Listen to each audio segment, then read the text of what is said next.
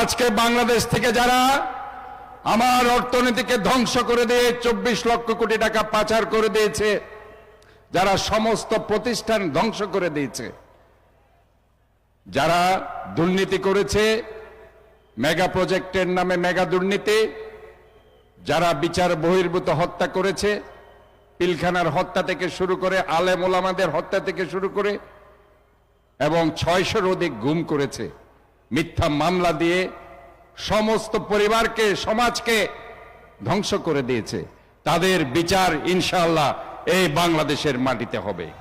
শুধু এইটুকুই বলছি, এই শহরটা আমাদের সবার শহর, এই রাষ্ট্র আমাদের সবার।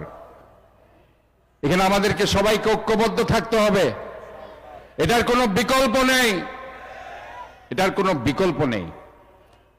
ঐক্যবদ্ধ না থাকলে ওই যে বলল যে উকি মেরে তারা দেখছে বর্ডারের আশেপাশে উকি দিচ্ছে, এই ধরনের কথা বলার সাহস যাতে তারা না করে। আমরা যদি অনৈক্য থাকি এই কথাগুলো তারা বেশি বলবে, আর ঐক্যবদ্ধ থাকলে এই কথাগুলো তারা আর বলবে না। কাজে আমাদেরকে ঐক্যবদ্ধ থাকতে হবে।